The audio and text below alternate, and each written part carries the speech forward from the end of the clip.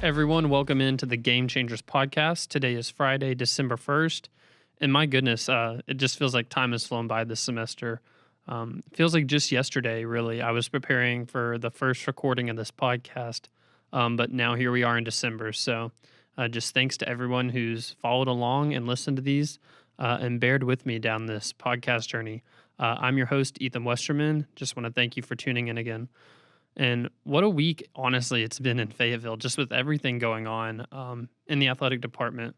From the announcement of a new NIL collective that was announced earlier in the week called Arkansas Edge, then to Bobby Petrino being hired as the football team's offensive coordinator, then to just a frenzy of a night Wednesday night in Bud Walton Arena whenever the Razorback men's basketball team took down Duke in front of just a packed house. And then to last night, the Razorback women went on the road and took down a top 15 Florida State team. And now tonight it continues. The volleyball team, they're getting to host NCAA tournament play at Barnhill Arena beginning tonight against Stephen F. Austin. So just what a week. I mean, it's been, I've been telling people it feels like almost like 3 different weeks happened in one just with what all has been going on.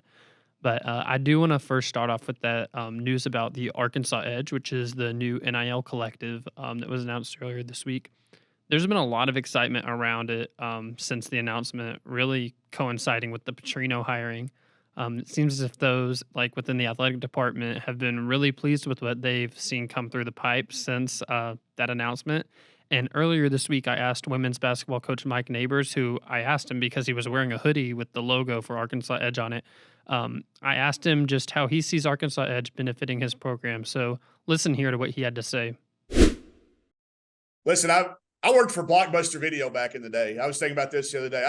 I was the general manager of your Fayetteville Blockbuster Video back in the 90s. I remember very well the meeting when they said, "Oh, this Netflix thing's not going to catch on." It did, so you've got to adapt. And I don't understand every nuance about where we're going, but I understand it's here to stay. I'm excited about the change in what we've been presented. I'm anxious to see it get into action. We have to keep up with people in the SEC and the people that we're recruiting against. And this is going to give us a chance to do that, it appears. I think for us to continue to be who we want to be, we've got to be very in the forefront of this. And that's what this group sounds like they're doing. Hunter's certainly has presented it to us, the coaches, in a manner that it can be very impactful for all sports, not just pick a sport. It's going to be impactful for all of us. So I'm excited for the change. We had a lot of people working really hard here for what we did have, and I think they're going to work together to make sure what we have going in the future is going to give us a chance.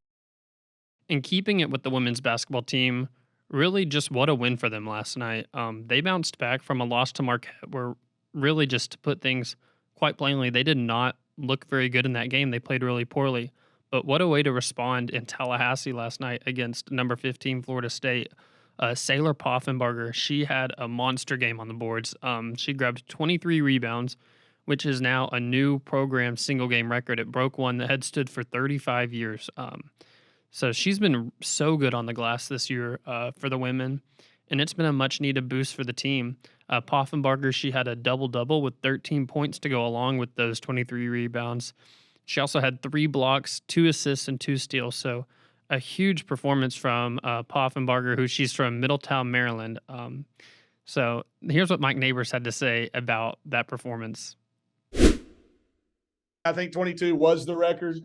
Yeah, Shelly Wallace, who, by the way, is one of the great rebounders in history, but Sailor broke the defensive rebounding record last year, and 19 to not defensive rebounds.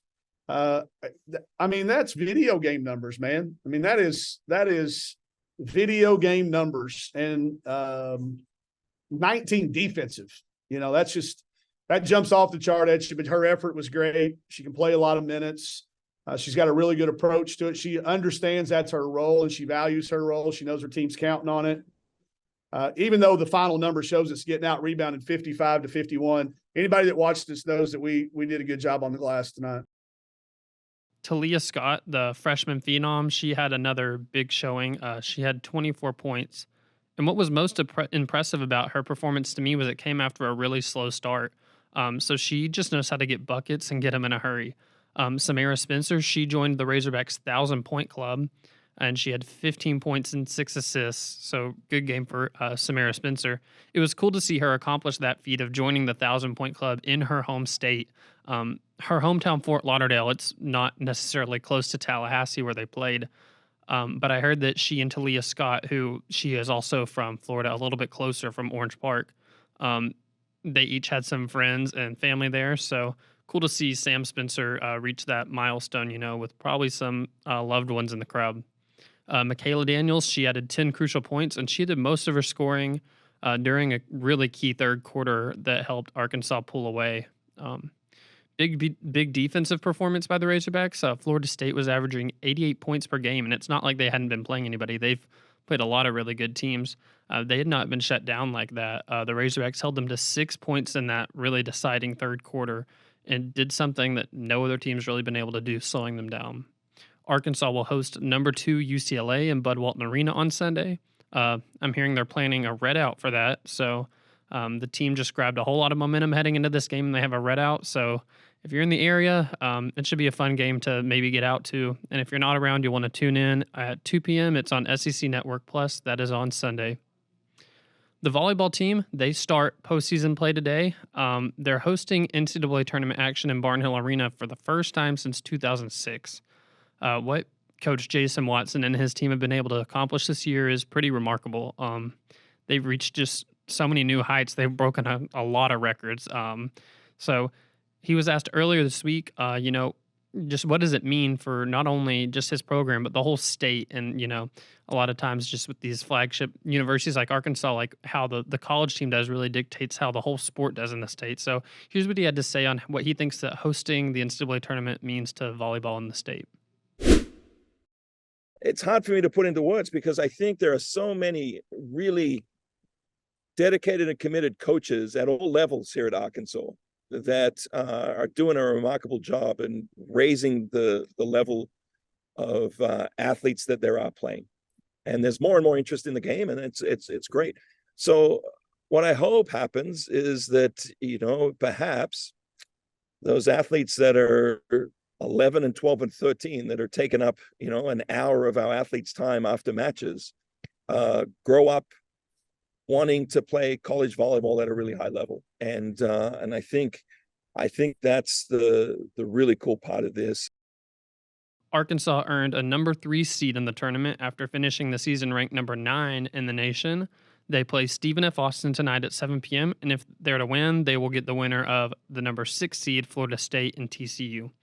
But regardless of what happens in this NCAA tournament, just what a season for the Razorbacks. Jason Watson was named co-SEC Coach of the Year, and then Hannah Hogue, Taylor Head, and Jill Gillum were each named All-SEC.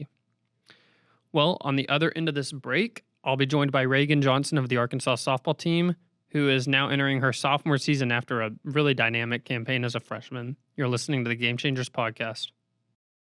Get the latest breaking news on all Arkansas Razorback sports at WholeHogSports.com. Our award-winning reporters and photographers go beyond game recaps to bring our subscribers the most trusted Razorbacks news anywhere. With expert analysis, the latest in recruiting, plus unique and compelling stories of your favorite teams. Subscribe today at WholeHogSports.com.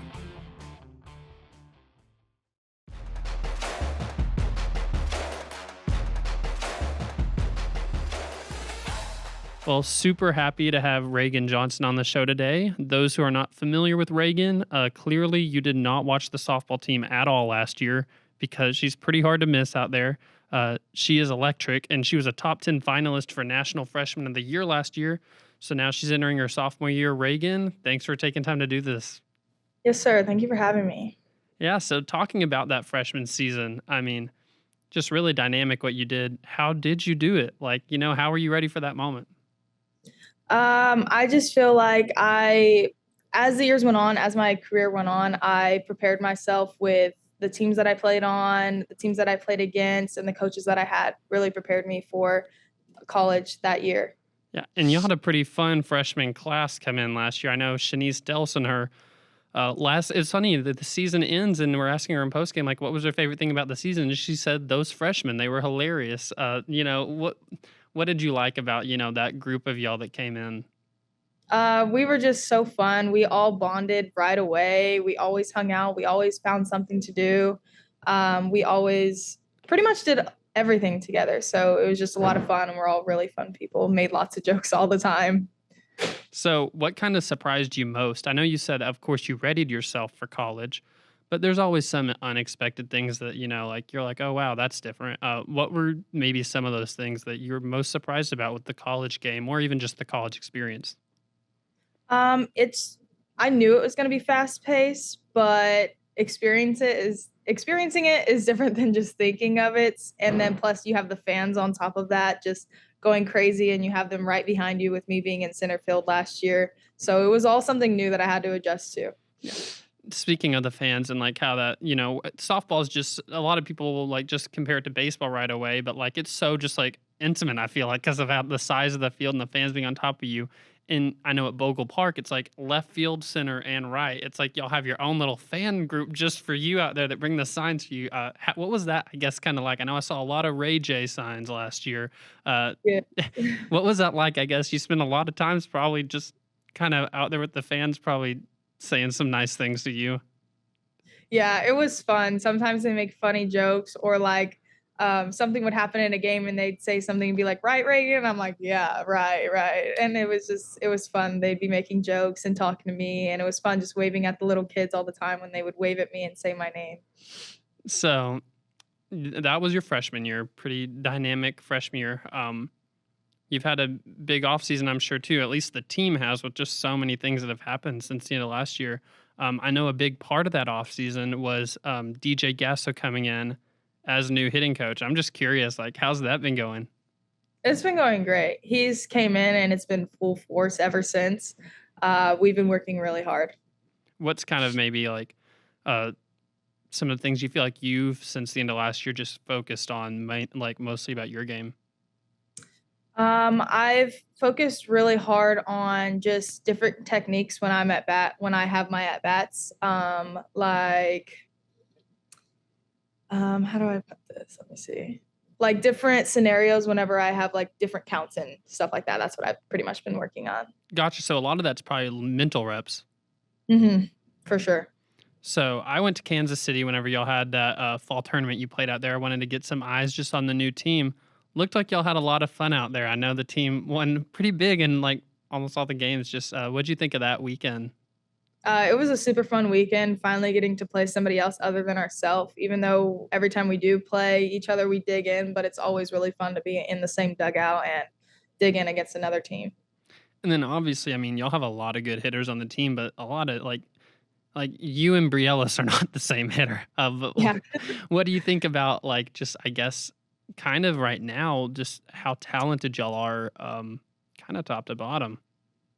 I love it. I'm very excited for it. I love that we have the mix of, the bombers, the girls that are going to hit it over the fence 9 out of 10 times if you throw it right there, And then we also have like me, Nia, Reagan Kramer, and like players like that are going to just hit line drives, get on base, and be the ones that get drove in by those big hitters. It's really fun to see and be in.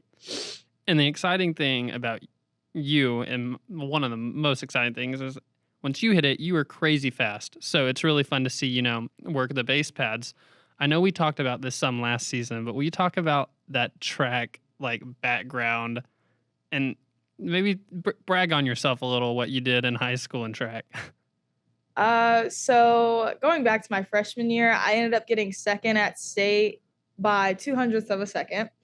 And then my sophomore year, I ended up not getting to perform because of COVID. And then my junior year, I came back and got second again. So my senior year, that kind of fueled me a little bit. And I ended up getting first, and by a good bunch. I really beat everybody by a lot. And I have a state record of, I want to say 42 something at 300-meter hurdles. So, and this is Texas, guys. So pretty impressive stuff right there. Texas is a big state champion right there. Reagan, last year, Coach Deifel referred to you a lot of times as the spark plug. I know that's kind of it's just for me a term that really intrigues me, because not everybody is like a spark plug. Not everybody gets that title. It's almost like You have to have something kind of like intrinsic in you that just fires everybody else up. What do you think makes you kind of that energetic, exciting power? What is it about you that allows you to be the spark plug?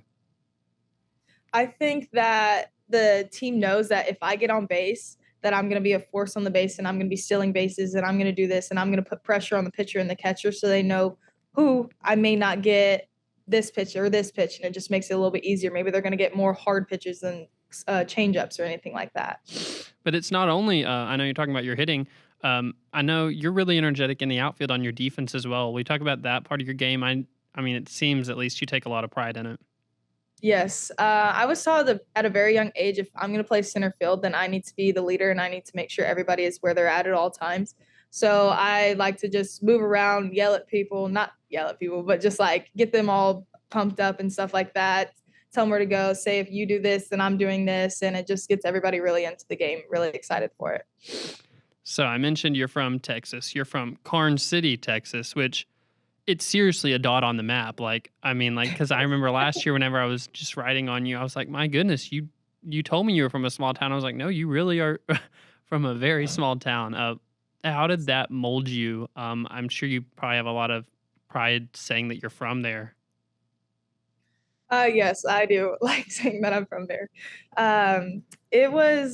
It's really interesting town, but it's home, and I really enjoy being there, and I enjoy coming back here, and yeah, yeah.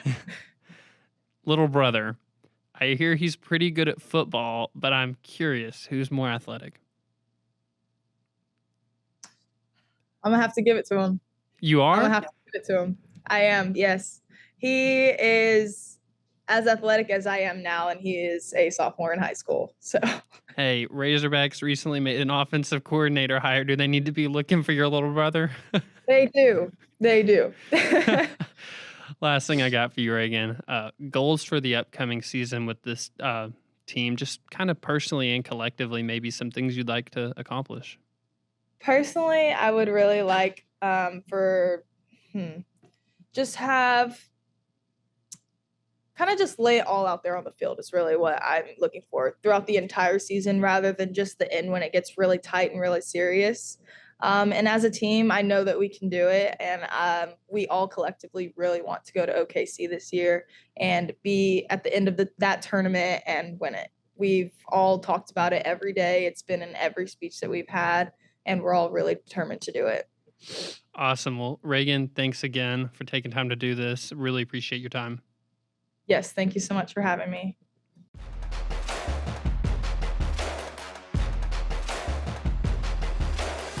Well, each week on the Game Changers podcast, we highlight an athlete who is a game changer. This could be something they're doing in their sport, in the community, or in the classroom, just something that really makes them a game changer. We talked about her earlier in the show, and you may recall she was actually on an episode of this podcast earlier this fall, but Arkansas volleyball setter Hannah Hogue was not only named All-SEC for her performance on the court, but was also just recently named the Coast Scholar Athlete of the Year. To be performing at such a high level as she is on the court and then to get that honor, just some really impressive stuff for the Razorback setter.